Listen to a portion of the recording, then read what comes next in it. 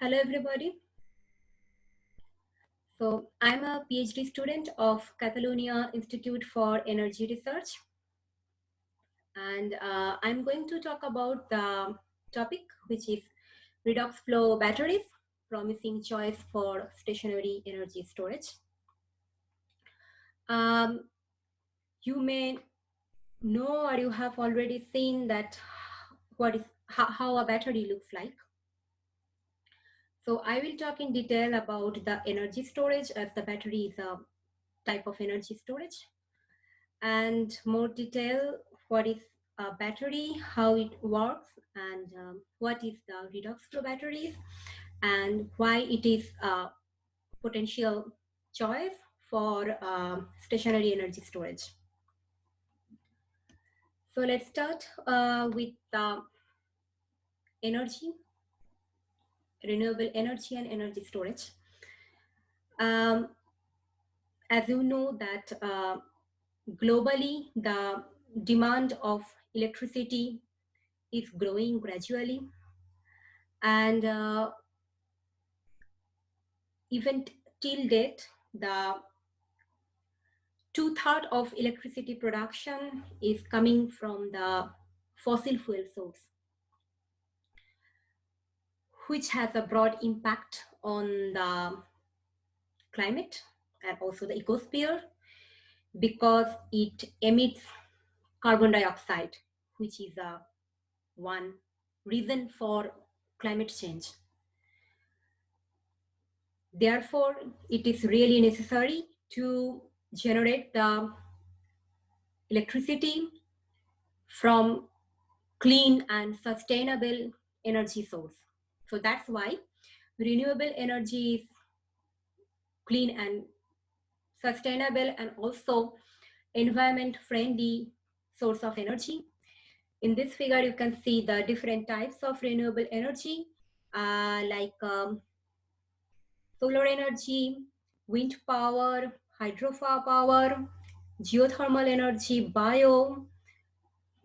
So, but the thing is that this source of renewable energy, at least some of them like the solar and the wind, those are seasonal. Like it only can generate the energy when there is sun and when the wind is blowing. Therefore, to utilize those intermittent energies coming from the solar and wind, it is really necessary to use energy storage, which can store the energies which are generating from these renewable energies and could be utilized whenever needed, like to supply the power to the grid, electric grid, or supply to like some other industrial applications, or even to power your home. So let's talk about the various types of the energy storage technologies. So the electrical energy could be stored in various forms, like either the mechanical form, the thermal form, chemical form, electrochemical form, and even electrical form. So like in case of the mechanical form, there is few options like pumped hydro storage, compressed air energy storage, flywheels. Whereas in the chemical form, there is the hydrogen storage. In electrochemical form, there is all kinds of batteries, like classic batteries, which are the lithium-ion battery, lead-acid battery, and redox flow batteries. Whereas the supercapacitors, in going to the electrical category. So next comes the, which is a power ratings versus discharge time graph, which is showing all the different types of energy storage in different categories. So here is the 3 different categories, like uninterruptible power supply, transmission and distribution grid, and bulk power management.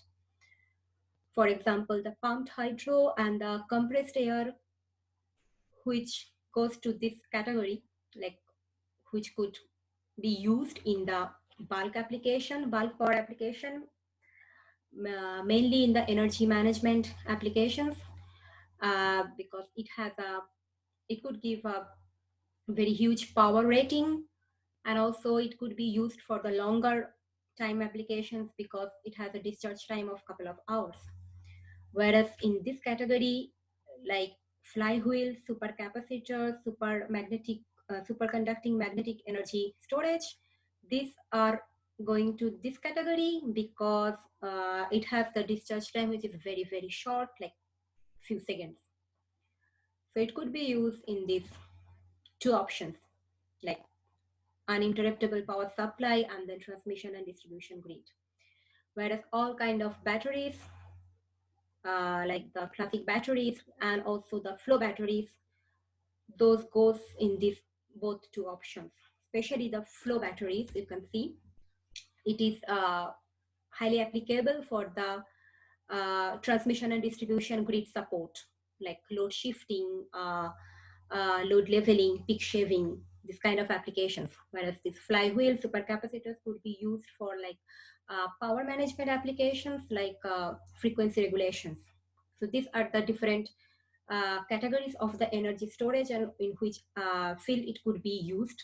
So this figure, from this figure, you can get clear about that. So next, I will give a very quick overview of some kind of energy storage, like the pumped hydro, which is the till date is the mostly exploited energy storage system because it has a high storage capacity of several gigawatt. That's how it looks like. So it has like two reservoirs, lower reservoirs and the higher reservoirs. So it and a huge amount of water can store in these reservoirs or hold in these reservoirs, and there is like a turbine and pump unit. So by pumping, this water flow goes from this lower reservoir area to the higher reservoir area and can store there. And whenever needed to generate the electricity, it can flow back from the higher reservoir to the lower reservoir. So the advantage is that it can store a huge capacity, but the disadvantage is that for this kind of installation, it needs a specific geographical location, like where like mainly the mountain areas and where the water level is high, and also the transporting option of the electricity, because this kind of location could not be close to the consumer site. Therefore, it needs a longer distance transmission lines. So that's the disadvantage. Another one is the flywheel. It mainly works on the rotating the kinetic energy through a rotating mass, and which would generate a backup energy. And it use the magnetic bearing. Here you can see, which is used to support the rotating mass, and also it used to reduce the mechanical losses. Whereas the vacuum chamber, this one is used to or reduce the wind shear losses. The advantage is that it has a really fast response, but the disadvantage is that it has friction loss, and therefore the discharge power also decrease, going to slow with time. So in summary of all this energy storage, I have shown you that, like for example, the pumped hydro, compressed air, and thermal, the disadvantages are those kind of systems only used for the large scale applications because it needs a specific geographical and geological requirements. Therefore, is not flexible. And also, for example, the pumped hydro, I told it needs a long transport line, so it needs a lot of capital cost. The other type is that like super conducting magnetic energy storage, flywheel, capacitor. Those have the disadvantages of that higher self-discharge and also lower specific energy. So there is another form of energy storage, which is electrochemical energy storage, in which supercapacitors and batteries goes in this category. It has the advantages over this other above energy storage is that it is pretty flexible enough because it can design like a modular design, and also it can give higher energy density. And because of its flexibility, it could be used wide variety of applications, starting from like a very like a to drive the electric vehicle by the batteries, and also even it can support the transmission and distribution grid network. Like from the graph last slide in the graph, I have shown you that how flow batteries could be used in the grid network. So it has a wide variety of applications in batteries. In batteries, there is also different types. For example, like the conventional static batteries, which is the most common classic batteries, which you can see everywhere. Like it has a wide application, like starting from the wristwatch to the mobile phone or the laptops. There is another form, which is the redox-flow batteries. So these two batteries have the same fundamental, but it has also the differences. So I will talk in details about these batteries, how it works, and what is the differences and all.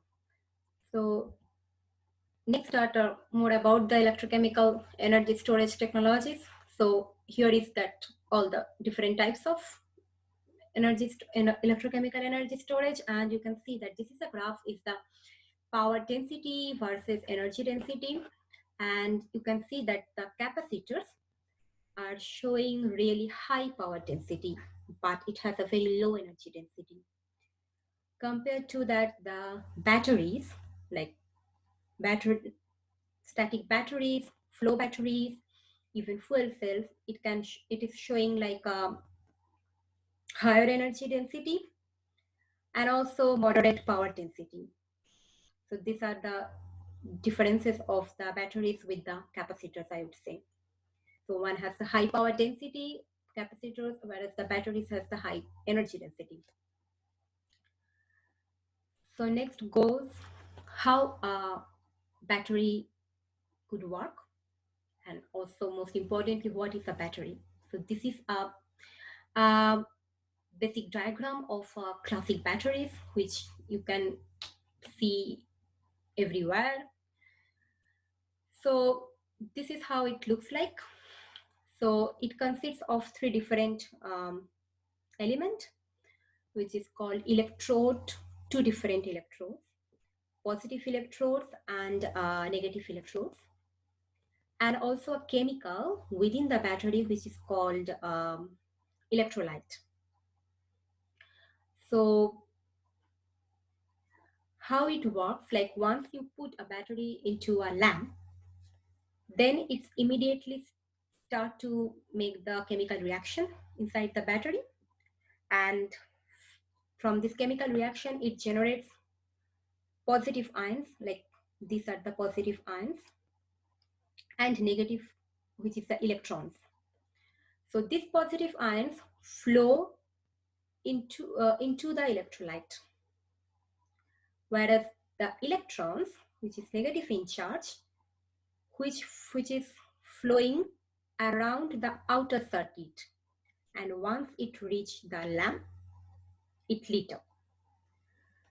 So that's how the battery works. Whereas there is separate reaction also working in this positive side, because once this electron reach to the positive electrode, this positive electrode receives those electrons, and this positive electrode takes this positive free moving positive ions inside the electrolyte, Therefore, this positive ion recombined with the negative in charge, which is the electron. Therefore, it completes the circuit. So that is the basic or general scheme of working scheme of a battery. That's how it works. So next goes to the different types of the classic batteries. Here you can see all the different types, different size and shape. For example, these are the mostly used batteries you use in your daily life, like, and these batteries, it's like a cylindrical in size. And here also there is two different categories of batteries, like primary batteries and secondary or rechargeable batteries. Primary batteries means, for example, these batteries, which is like a single use. For example, in your table clock, like it's stopped to work, so which means that you need to replace the battery. So this is kind of battery you use single time. And the other batteries, for example, this battery you use in the electronic gadget like the mobile phone, and this also the rechargeable batteries, and this battery is used in the car. So these batteries are the rechargeable, which means that you can recharge several times, so it's good for environment as well. So, and this type of cell is called button cell or coin cell. This type is called pouch cell. So there is several different types of batteries in which we use everywhere. So in detail, here is the several applications of batteries.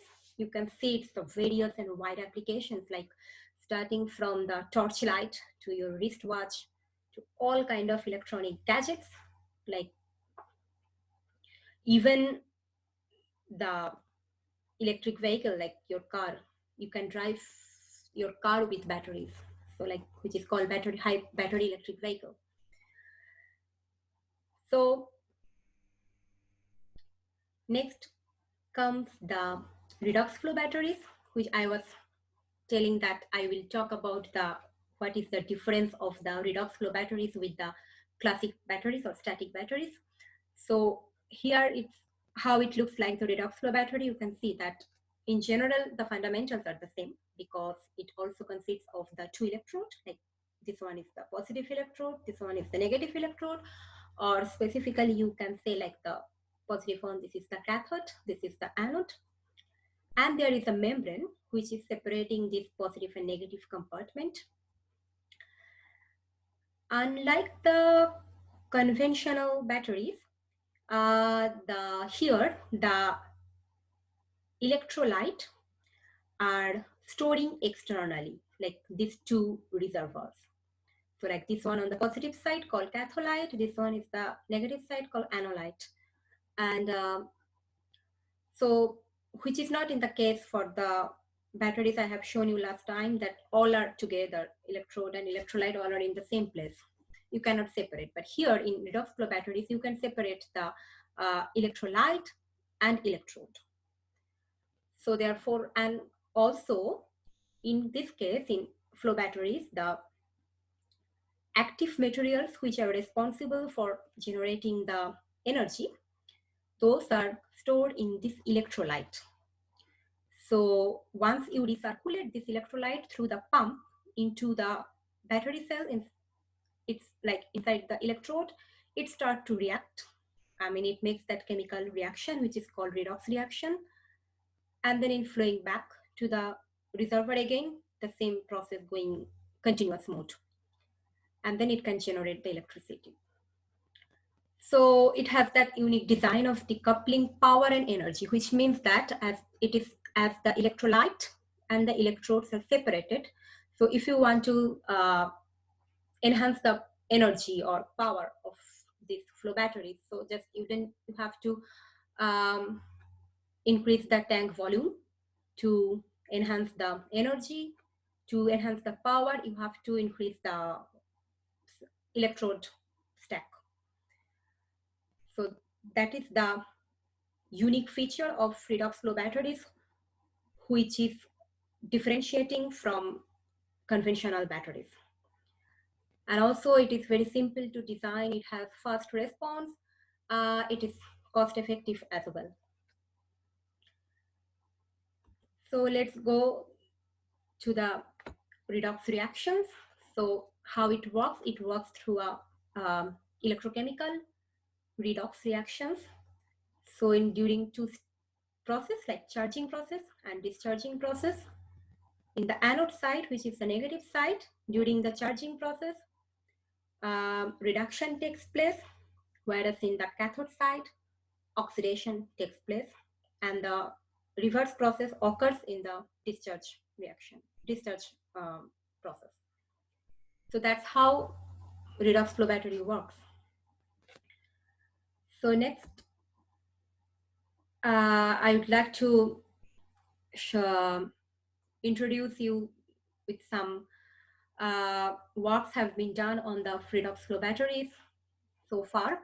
For example, it started to work with the redox chemistry of iron chromium, but unfortunately it has some disadvantages, like the slow reactions of chromium ions, and also the membrane is aging.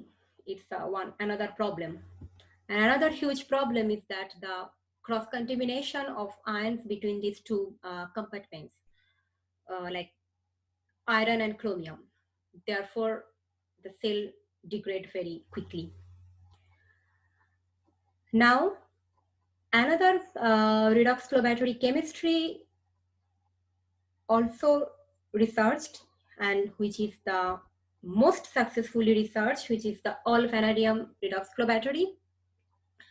The advantages of this chemistry with this iron chromium is that in this case, same active ions in the both electrolytes, which is only vanadium.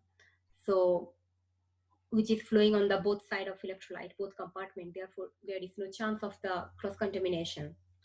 And if there is no cross-contamination, that means there is no capacity fade over cycling, which gives a longer lifespan. So this is the advantages of the all-vanadium redox flow battery over the first introduced iron chromium redox flow battery. And it's really under research, ongoing research is ongoing with all-vanadium redox flow battery. So this is the schematic of this vanadium flow battery.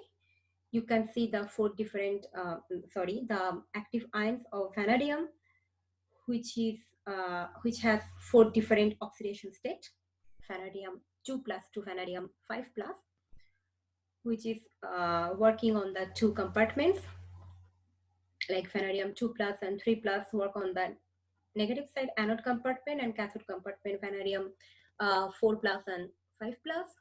This is the charging and discharging reactions of this battery. But it also has a disadvantage, like this battery has low energy density, which is maximum 25 watt-hour per liter. And because due to the lower concentration of vanadium, and also the vanadium itself has a limited resource, which makes this battery system pretty expensive. Also, another problem is the safety concern, because here the vanadium salt used with the sulfuric acid, which is acidic, so therefore it's not safe to use. That's why there is alternative redox flow batteries are under research, to keep in mind to make low cost, high energy density, as well as a safe flow batteries. Among the alternative flow batteries, the mostly researched is the zinc-based hybrid flow batteries, because the zinc has several advantages over other elements. Like zinc is the environmentally benign, low-cost material. It shows a high cell voltage, and also the 2-electron transfer into the both cell reactions, which at the end gives a high energy density. Therefore, this kind of alternative battery is fulfilling all the requirements they need uh, from the disadvantages of the vanadium flow battery. Like this batteries is the cost effective, showing the high cell voltage, high energy density as well. So at the end, this is the till date work of flow batteries. You can see it's quite a lot of work has been done already. So like it started to work from the iron chromium, and then the vanadium flow battery introduced in 1980, and then even different kind of system like the aqueous system, non-aqueous, hybrid aqueous system, and also lot of different chemistries already worked, even not only the inorganic, the organic chemistry, the polymer, zinc polyiodide, zinc oxygen, whereas the lithium iodide and then lithium oxygen, a lot of work already done, and still it's ongoing, the research is ongoing, so of various materials. So next start as like more realistic way of the redox flow battery. So this is the flow battery single cell, like mainly the lab based use, which I used to make in the lab. So one unit flow cell is made up of this all the components you can see, like the main components are the electrodes. So this is, for example, is the anode, this is cathode, and this is the membrane which is separating the both the compartments. In between there is a lot of gaskets to make during assembling, to make it flexible enough, and also preventing the leakage of the electrolyte. These are the current collector, which will be connected through the outer circuit to conduct the electricity. And after assembling this cell, it looks like this. So once you assemble and then you install with the pump, and by using the tubing to the inlet and then the outlet side, like from the pump, and these two are the reservoirs. So like the once you start to pumping, the inlet in the inlet tubing through the pump is going to the inside the cell, and then after flowing through the cell, it's coming back from the outlet tubing, coming back to the reservoir. So that's how it works. Then there is a very important role of nanomaterials in the flow battery, and various research is currently going on how to improve the flow battery performance by introducing the nanomaterial into the battery component. For example, if I want to talk about the mostly research one, which is the vanadium flow battery, there are some already work which already done. So for example, in the electrode side, mostly the electrode use the carbon based, like graphite felt or carbon felt. And then if you introduce some nanoparticles as an electrocatalyst, mainly on the anode side, which is the negative electrode, if you introduce the nanoparticles on this negative electrode, for example, in this paper, they introduced the bismuth nanoparticle on the graphite felt. And then because on the anode side of vanadium flow battery, the reactions, which is vanadium 2 between the vanadium 2 plus and 3 plus, the reaction kinetics is sluggish. So to improve that, if we introduce these nanoparticles, and then you can see from this graph that this black one is the charge discharge curve of without nanoparticle, whereas the red one is with nanoparticle. you can see that it's improved a lot. Even the capacity is higher. So it improves the capacity. Another example is that another group, they introduced copper nanoparticles on the anode, which is the graphite felt, through electrodeposition. And then they found also the charge discharge cycling is highly improved. So black one is the without nanoparticle and the red one is the with nanoparticle. And then even they put a very less concentration of the copper nanoparticle on the felt, and then, but they found a really good result. So capacity is improved a lot. Some other work also done on the electrolyte. For example, in the electrolyte, this group, they introduced nanoparticles, which is the commercial multi-walled carbon nanotube. Like this is how it looks like, and they introduce into the electrolyte, and these are the both electrolyte.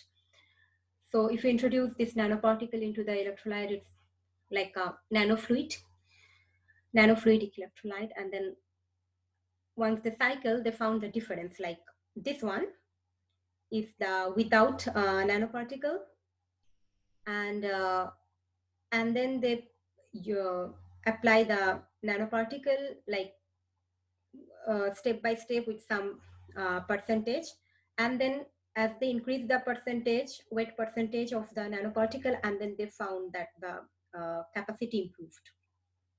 So at the end, I mean, if you introduce some nanoparticles inside the either on the anode side or on the electrolyte of the vanadium flow battery, it's possible to improve the overall cell performance. Therefore, the application and the investigation, mainly investigations of the nanomaterials in the flow battery performance is really very promising. So next is the how to upscale the flow batteries. As I have shown you that this one is the lab-based, like a one single electrode, and if you assemble, this is like in the end frame, and if you assemble this, like for example, this is one compartment, and if you assemble this both compartment, negative and positive, this is how it looks like, the unit cell, which I had shown you, that practical realistic one, which lab-based flow cell.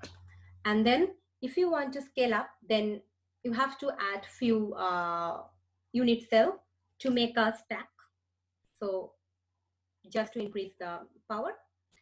And then if you want to scale up more, then you have to add some more stack, which you can get an array. And then if you want to install, so this array you can install with this. These are the electrolyte reservoir with the pump, and then it can store the energy, and then whenever needed, it can supply to the, it can supply to the grid, electric grid. So that's how it looks like from a very, very, very small lab-based electrode to the final RFB installation system. So in more realistic approach, this is how, which are the already commercialized and installed vanadium flow battery plants in several countries. For example, here it is in the Japan. They installed one megawatt power flow battery, vanadium flow battery plant, and they concentrated with the photovoltaic panel. This one is in the China, this Dalian Institute. They installed 20 kilowatt of vanadium flow battery stack module. And this one is in the USA, San Diego, California. They also installed the vanadium flow battery. There is some other installation also in Germany.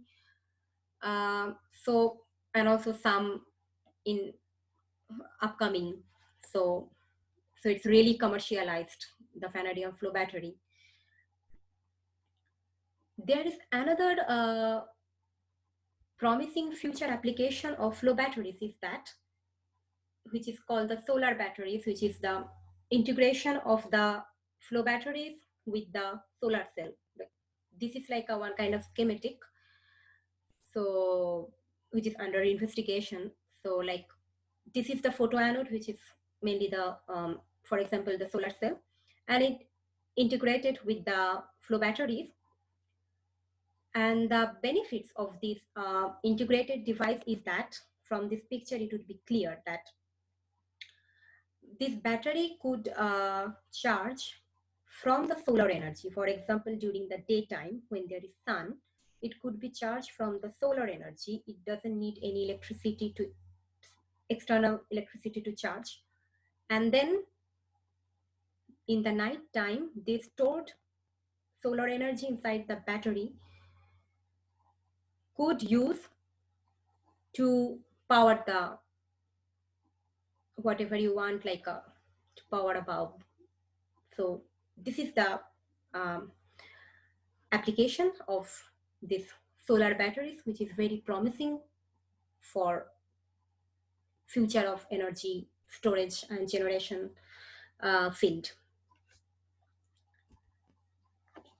So my talk ends here. Thank you very much for your attention. And if you have any question, feel free to write me. Thank you.